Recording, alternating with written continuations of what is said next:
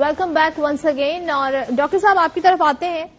I am ایف نے market base جو ڈالر ریٹ ہے اس کا مطالبہ کیا ہے جس کو اب تک ہم دیکھ رہے ہیں وزیر خزانہ مزاحمت کر رہے ہیں اور مارکیٹ میں ڈالر 260 ہے, 34 روپے زیادہ ہے انٹر بینک سے. تو یہ جو فرق ہے اگر تو یہ 260 پر آ جاتا ہے, آپ کے خیال میں اس کے اثرات کیا ہوں گے؟ مہنگائی کی صورت میں اثرات بھگتنے ہوں گے, سود کی ادائیگیاں بڑھ جائیں گی, اور کیا یہ جو سیاسی حکومت ہے یہ برداشت کر سکے گی؟ صدف تھینک یو. اب آپ نے مجھے کچھ منٹ دینے ہیں جس میں میں نے ابھی ایک پرچہ پاکستان پر لکھا ہے جس کا نام ہے اسٹیئنگ الائیو. پاکستان کو کرنا کیا ہے؟ دیکھیں, ایک تو ہم نے یہ رکھا کہ آئی ایم ایف میں جانا ہے جس میں یہ market based exchange rate movement, کچھ الیکٹریسٹی کی قیمتوں کا تعین, کچھ گیس کی قیمتوں کا تعین, یہ سارے کام آپ نے کرنے ہیں. کچھ ٹیکس ٹو جی ڈی پی ریشیو کو آپ نے دیکھنا ہے. دیکھیں, یہ آسان میجرز ہیں. یاد رکھیے کہ آئی ایم ایف آپ کو ایک پرائسنگ چینجز کر کے آئی سی یو سے نکال کر واپس لے آئے گا. آپ کو یہ تو معلوم ہے کہ آپ کو 30-32 ارب ڈالر چاہیے, پر ان کو اکٹھا کرنا بہرحال ایک فزیکل آپریشنل کام ہے جو آپ نے 6 ماہ میں کرنا ہے. اگر آپ یہ نہیں کریں گے تو جو انفلیشن کی ہٹ پاکستان کو لگے گی, اگر آپ کی شارٹ فالز ہو گئی چیزوں کی, آپ نے ابھی تھوڑی سی ویٹ کی شارٹ فال دیکھی ہے, آٹے کی قیمت 65 روپے سے 150 روپے ہو گئی ہے.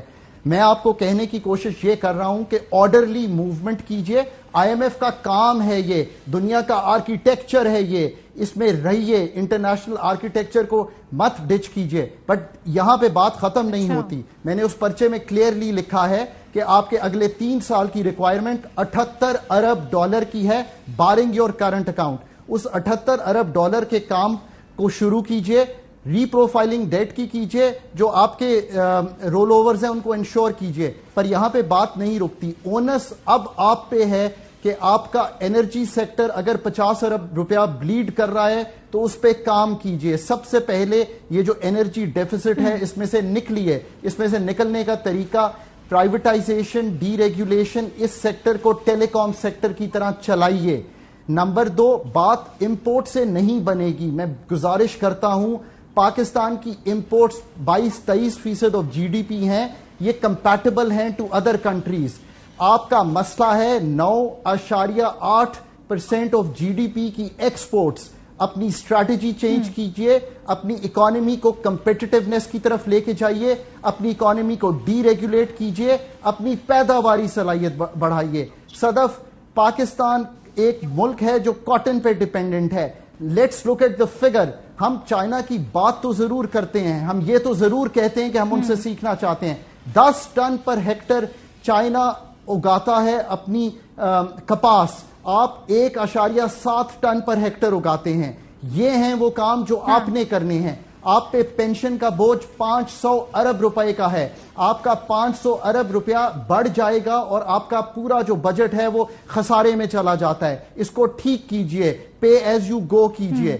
آپ نے یہ بھی طے کرنا ہے کہ کیا آپ 10 ٹریلین کا پی ایس ڈی پی لے کے چلے ہیں. آپ کو آج رک جانا چاہیے اور ان سارے پروجیکٹس کو ریویو کرنا چاہیے اور اس چیز میں سے نکل جانا چاہیے کہ آپ نئے پروجیکٹس کریں گے. آپ کو یہ فیصلہ کرنا ہے کہ آپ کے ملک کا ٹیکس ٹو جی ڈی پی ریشیو 10% ہے. حکومت کو بھی تو کچھ دکھانا ہوتا ہے نا, الیکشن لڑنے کے لیے بتانا ہوتا ہے, کچھ ٹینجیبل اقدامات کرنے ہوتے ہیں جو عوام کو دکھیں, ورنہ تو مہنگائی کے بوجھ تلے تو ویسے ہی عوام دبے ہوئے. تو یہ بھی روک دیں گے تو پھر کیا دکھائیں گے حکومت والے؟ جی, مہنگائی سے نکلنے کا طریقہ صدف وہ ہے جو آپ کو کرنا ہے. اگلے 5 سال کے لیے پاکستان کو ایک سٹرکچرل موڈ میں لے جائیے. آئی ایم ایف کے پروگرام کو سائیڈ پہ چلائیے, وہ آپ کو ڈیٹ ری شیڈیولنگ کرائے گا, ڈیٹ ری سٹرکچرنگ کرائے گا. آپ کی جو 78 ارب ڈالر ہیں وہ انشور کرے گا.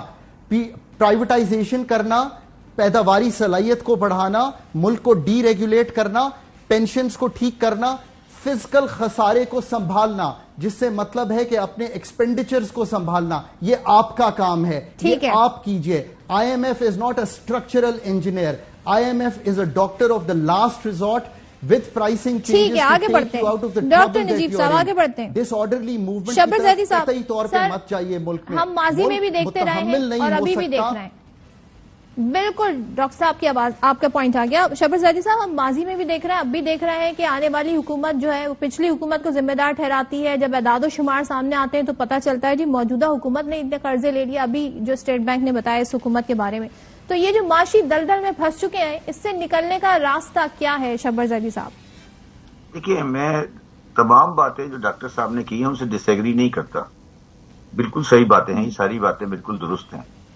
مگر میں جو آپ کو سمجھانے کی کوشش کر رہا ہوں کہ اگر ڈاکٹر صاحب یہ سمجھتے ہیں، میں بتاتا ہوں پاکستانی یہ سمجھتے ہیں کہ پاکستان کی ایکسپورٹ جو آج $30 بلین ہے یا $35 بلین ہے، یہ 2028 تک 50 ہو جائے گی، تو وہ پھر پاکستانی بزنس کو نہیں سمجھتے اور پاکستان کی، صحیح کہہ رہے ہیں ڈاکٹر صاحب، نان کمپیٹیٹو کو نہیں سمجھتے.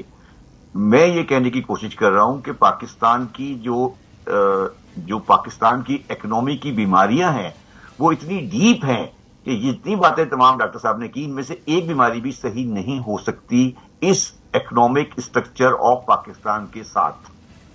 ٹھیک ہے، اب جو بنیادی فیصلہ ہونے والا ہے جس پہ کوئی بات نہیں کر رہا وہ یہ ہے کہ ہمارا فسکل اکاؤنٹ کا جو ڈیفیسٹ ہے وہ اس کو سب سے پہلے ہمیں صحیح کرنا ہے اور اس میں ہمیں NFC ایوارڈ کو ریوائز کرنا ہے اور اس میں ہمیں انٹرسٹ کے چارج کو اور ڈیفینس کے چارج کو پروونشل ڈسٹریبیوشن سے اوپر لے جانا ہے.